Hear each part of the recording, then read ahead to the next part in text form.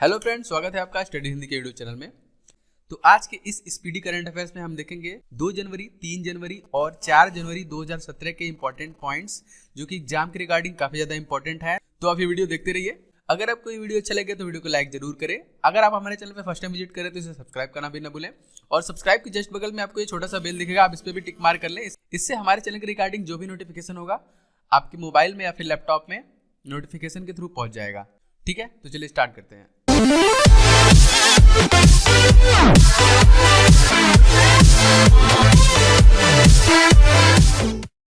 Okay, the first point is Bharat ने सफलतापूर्वक अंतर महाद्वीपीय बैलिस्टिक मिसाइल अग्नि 4 का सफल परीक्षण किया।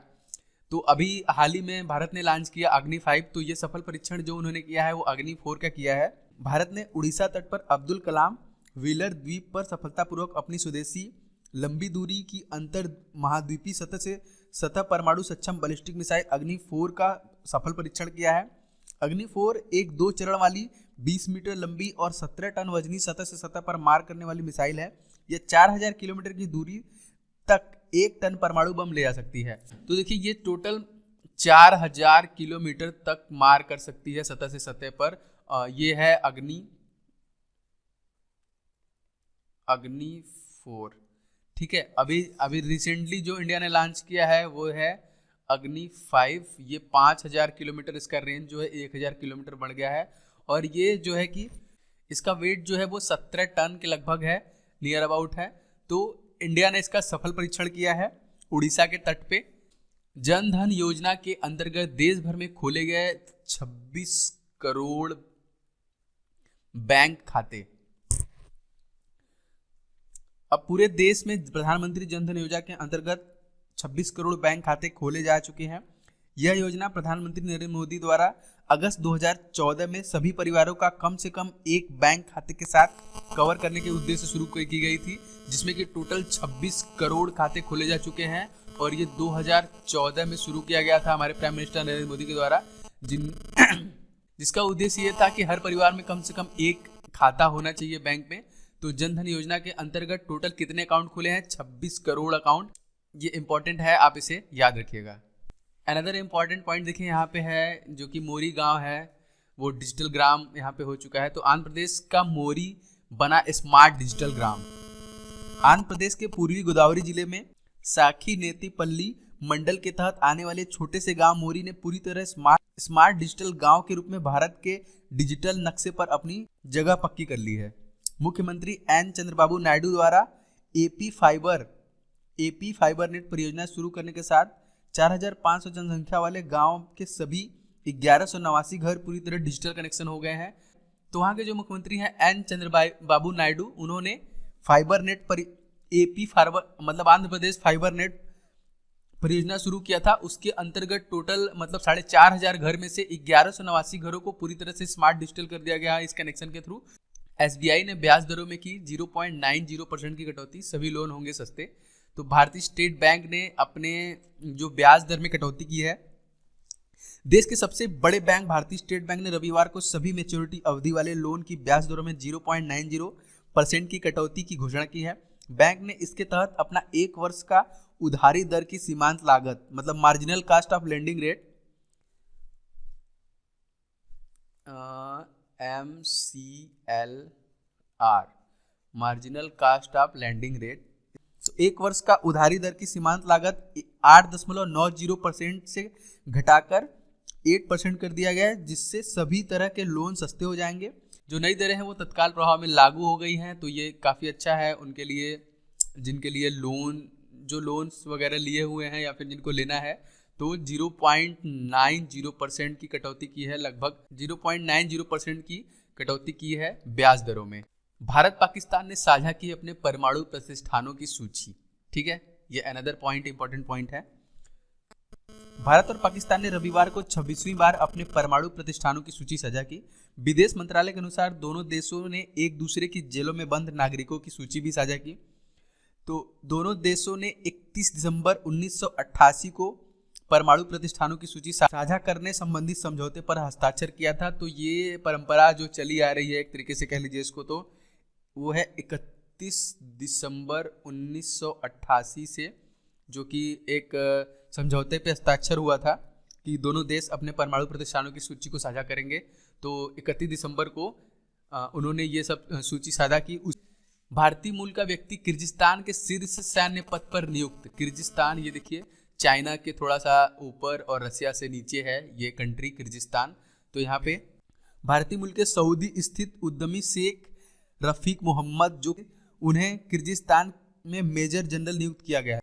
यह किसी मध्य एशियाई देश में एक भारतीय द्वारा प्राप्त की गई सबसे दुर्लभ नियुक्ति है। उन्हें किर्गिस्तान के रक्षा मंत्री अली मिर्जा द्वारा मेजर जनरल नियुक्त किया गया है। तो उनका जो नाम है वो है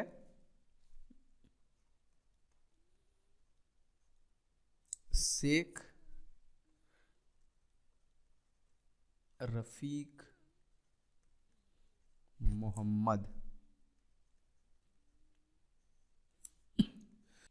तो देखिए किर्गिस्तान के जो रक्षा मंत्री है अली मिर्जा, इनको मेजर जनरल नियुक्त किए हैं किर्गिस्तान में। तो ये काफ़ी अच्छी बात है इंडिया के लिए। सोमदेव देववर्मन ने प्रोफेशनल टेनिस से संन्यास लेने की घोषणा की। सोमदेव देववर्मन, जिन्होंने प्रोफेशनल टेनिस से संन्यास लेने की घोषणा की है। भारतीय टेनिस खिलाड़ी भारतीय टेनिस खिलाड़ी सोमदेव देववर्मन ने नए साल के पहले दिन रविवार को प्रोफेशनल टेनिस से संन्यास लेने की घोषणा की है। 2010 कॉमनवेल्थ गेम और 2010 एशियन गेम्स में उन्होंने भारत के लिए स्वर्ण पदक जीता था। इसके बाद उन्हें 2011 में अर्जुन पुरस्कार भी मिला। 2011 के पुरुष एकल वर्ग की टेनिस रैंकिंग में सोमदेव की करियर की सर्वश्रेष्ठ रैंकिंग 62 पर पहुंचे थे। तो इन्हें अर्जुन पुरस्कार भी मिल चुका है। सोमदेव देववर्मन, जिन्होंने कि 2010 में ओलंपिक में और एशियन गेम में स्वर्ण पदक जीता था, इसलिए उन्हें 2011 में अर्जुन पुरस्कार दिया गया था और इन्होंने अपने संन्यास की घोषणा कर दी है। अगर आप डेली इंटरनेट यूज करते हैं और डेली गूगल का यूज करते हैं तो आपने इनका फोटो जरूर देखा होगा। और गूगल ने बहुत लोगों से क्वेश्चन भी किया था कि ये कौन है। तो देखिए सावित्रीबाई फूले की 186वीं वर्षगांठ 3 जनवरी 2017 को मनाई गई। ये महिलाओं के राइट्स के लिए, मतलब जब ब्रिटिश शासन था तभी से फाइट कर रही थी। उनके जैसे कि जातिवाद या फिर जो बचपन में बच्चों की शादी करना, इन सब बहुत सारी चीज़ों पर सावित्रीबाई फूले ने आवाज़ उठाई ब्रिटिश शासन में ही वुमेन्स राइट्स के लेके। देश की पहली महिला शिक्षक सावित्रीबाई फूले एक सामाजिक कार्यकर्ता और कवि भी थी, जिनका जन्म 3 जनवरी 1831 को महाराष्ट्र के नौगांव में हुआ था। 3 जनवरी 1831 को महाराष्ट्र के नौगांव में हुआ था। सावित्रीबाई को भारत में स्त्री शिक्षा के अवसरों की आधारशिला रखने का श्रेय जाता है। उन्होंने छुआछूत के विरोध, सती प्रथा, बाल विवाह एवं अन्य सामाजिक बुराइयों के खिलाफ अभियान चलाया। उनके 186वें जन्मदिन के अवसर पर गूगल इंडिया ने गूगल डूडल द्वारा उन्हें याद किया। तो जैसा मैंने बोला कि जैसे गूगल आप ओपन करेंगे तो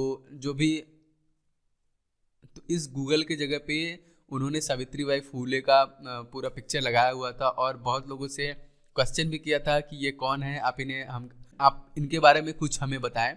प्रधानमंत्री नरेंद्र मोदी ने श्री वेंकटेश्वर यूनिवर्सिटी में 5 दिवसीय वार्षिक भारतीय साइंस कांग्रेस का उद्घाटन किया। ये आंध्र प्रदेश में है, त्रिपुरा में श्री वेंकटेश्वर यूनिवर्सिटी। देखिए भीम ऐप जो कि काफ़ी ज़्यादा लोकप्रिय हो चुका है, तो भीम ऐप भारत की सर्वाधिक लोकप्रिय ऐप बनी।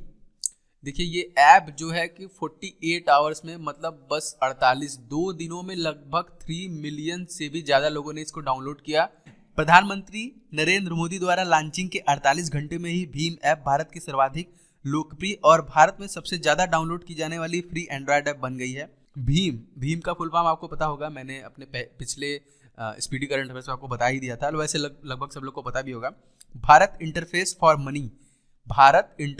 फॉर मनी भीम। डेविड सिमली यूपीएससी के नए अध्यक्ष चुने गए हैं। डेविड सिमली, ये उनका पिक्चर है यहाँ पे। राष्ट्रपति प्रणब मुखर्जी ने प्रोफेसर डेविड आर सिमली को संघ लोक सेवा आयोग यूपीएससी का अध्यक्ष नियुक्त किया है। सिमली मेघालय से हैं और यूपीएससी के सदस्य हैं सिरोही। तो ये अलका सिरोही का स्थान लेंगे डेविड सिमली, जो कि यूपीएससी के नए अध्यक्ष बने हैं। 63 साल के हैं ये। तो कभी कभी ऐसा भी क्वेश्चन आता है कि इनके पहले कौन था या फिर इन्होंने किसका स्थान लिया। तो अलका सिरोही का स्थान लिया कौन? डेविड सिमली ने यूपीएससी के नए अध्यक्ष बने गए हैं। iOS के लिए 10 दिनों में लॉन्च होगा भीम ऐप। तो अभी ये बस जो ऐप है वो एंड्रॉयड यूजर्स के लिए ही है, तो ये iOS मतलब एप्पल के लिए लॉन्च होगा। 10 दिन के अंदर भीम ऐप लॉन्च कर देगा। तो एप्पल के लिए ये ऐप लॉन्च किया जाएगा 10 दिन में। वैसे ये लॉन्च हो चुका है, मैं आपको ये बता दूं कि ये लॉन्च हो चुका है। iOS के लिए भी ये लॉन्च हो चुका है भीम ऐप, और एंड्रॉयड के लिए भी है। एंड्रॉयड के यूजर काफ़ी ज़्यादा हैं अकॉर्डिंग टू एप्पल, इसलिए पहले एंड्रॉयड यूजर्स के लिए इसे डाला गया। ब्रिटेन मार्च में जारी करेगा 1 पाउंड के नए सिक्के। ठीक है, 1 पाउंड के नए सिक्के, जैसे कि इंडियन गवर्नमेंट ने अभी डिमोनेटाइजेशन 500 और 1000 के नोट आप लोगों ने देखा कि उसे तत्काल प्रभाव से हटा दिया था। 500 और 1000 के नोट को बंद कर दिया था। इसी तरह ब्रिटेन में जो है कि 1 पाउंड के नए सिक्के आएंगे, क्योंकि वहाँ पे भी वहाँ की गवर्नमेंट बता रही है कि 3 से 4% तक जो कि ब्रिटेन में नकली सिक्के चल रहे हैं 1 पाउंड के, इसलिए वो मार्च से 1 पाउंड के नए सिक्के जारी करेगी। तो इसीलिए इसे नया लॉन्च किया जा रहा है। सिक्कों को थोड़ा सा उसका स्ट्रक्चर चेंज करके 1 पाउंड के नए सिक्के लॉन्च हो रहा है, जो कि 30 साल से ऑलरेडी चल रहा है। तो उसे बंद करके 28 मार्च के दिन 28 मार्च 2017 को लगभग 1.5 अरब सिक्के जो कि ब्रिटेन है वो जारी करेगा 1 पाउंड के। सुप्रीम कोर्ट ने अनुराग ठाकुर को बीसीसीआई अध्यक्ष पद से हटाया। तो काफ़ी दिनों से फाइट चल रही थी सुप्रीम कोर्ट और बीसीसीआई, लोढ़ा कमेटी। उच्चतम न्यायालय ने सोमवार को बीजेपी सांसद अनुराग ठाकुर को बीसीसीआई अध्यक्ष पद से और अजय सिरके को सचिव पद से हटा दिया। कोर्ट ने अनुराग को अवमानना नोटिस भी जारी किया। कोर्ट ने कहा बीसीसीआई और राज्य क्रिकेट बोर्ड के अधिकारी क्रिकेट में पारदर्शिता और जवाबदेही लाने के लिए उसके आदेश को लागू करने में विफल रहे, इसीलिए सुप्रीम कोर्ट ने अनुराग ठाकुर को बीसीसीआई अध्यक्ष पद से हटा दिया। इसके अलावा अजय सिरके को सचिव पद से उन्होंने हटा दिया। रेलवे के एस सतीश कुमार ने 6ठी बार स्वर्ण जीता। ठीक है, एस सतीश कुमार जो कि रेलवे की तरफ से खेलते हैं, उन्होंने 6ठी बार गोल्ड जीता। रियो ओलंपियन भारतीय रेलवे की ओर से खेलने वाले सतीश शिवलिंगम ने तमिलनाडु पुंजेस्ली कॉलेज ऑफ इंजीनियरिंग में हुए 69वें पुरुष सीनियर वेटलिफ्टिंग चैंपियन में पुरुष 77 किलोग्राम वर्ग में लगातार 6ठे वर्ष स्वर्ण पदक पर अपना कब्जा जमाया। तो जस्टिस खेहर जो कि पहले सिख मुख्य न्यायाधीश बने हैं, खेहर ने भारत के 44वें मुख्य न्यायाधीश के तौर पर शपथ ली। राष्ट्रपति प्रणब मुखर्जी ने राष्ट्रपति भवन में उन्हें शपथ दिलाई। इन्होंने जस्टिस टी.एस. ठाकुर की जगह ली है, इनको रिप्लेस करके आए हैं जस्टिस खेहर। ठीक है, महाराष्ट्र सरकार ने मछली पकड़ने के लिए पर्स सीने जाल के प्रयोग पर प्रतिबंध लगाया। फिंगर लिंक्स नामक ये जो मछली है, इसको बचाने के लिए महाराष्ट्र गवर्नमेंट ने पर्स सीने जाल के प्रयोग को बंद करवा दिया है, इस पर प्रतिबंध लगा दिया है।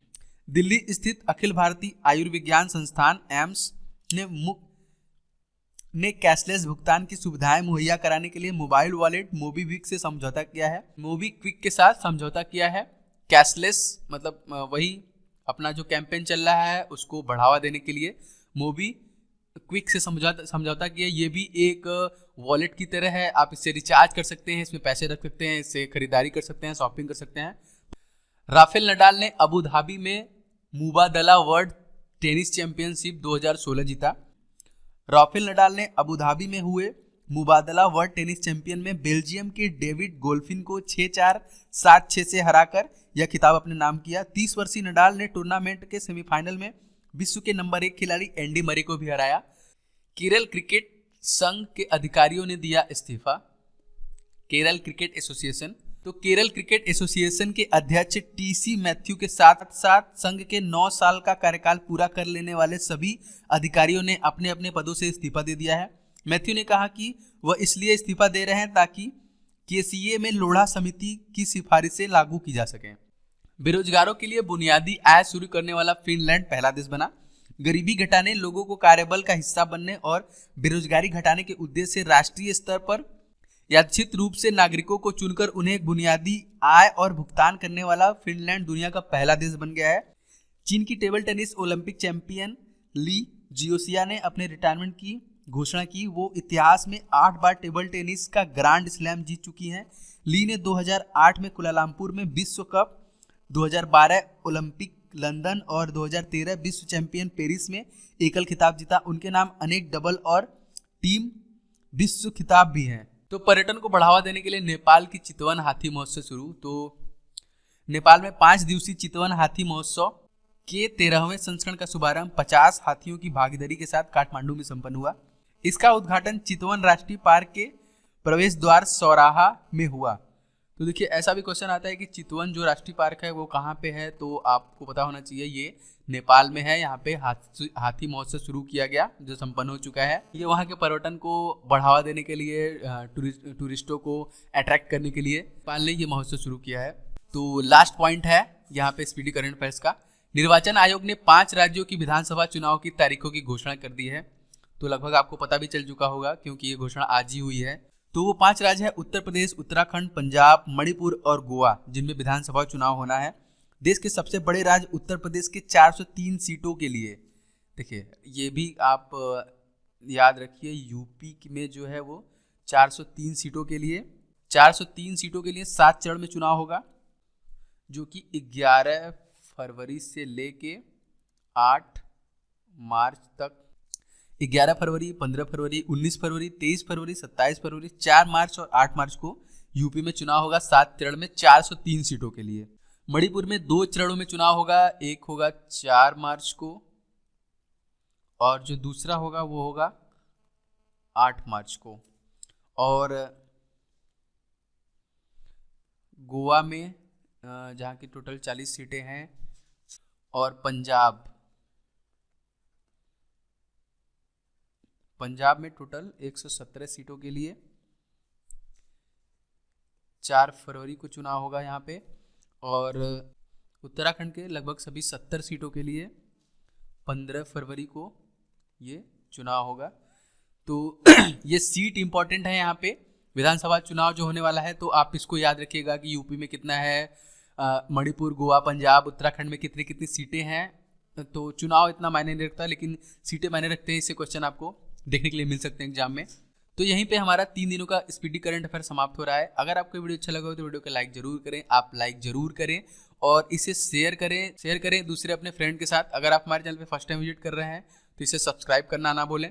तो चलिए मिलते हैं किसी दूसरे वीडियो में। वीडियो देखने के लिए आपका बहुत बहुत धन्यवाद। आपका दिन शुभ हो।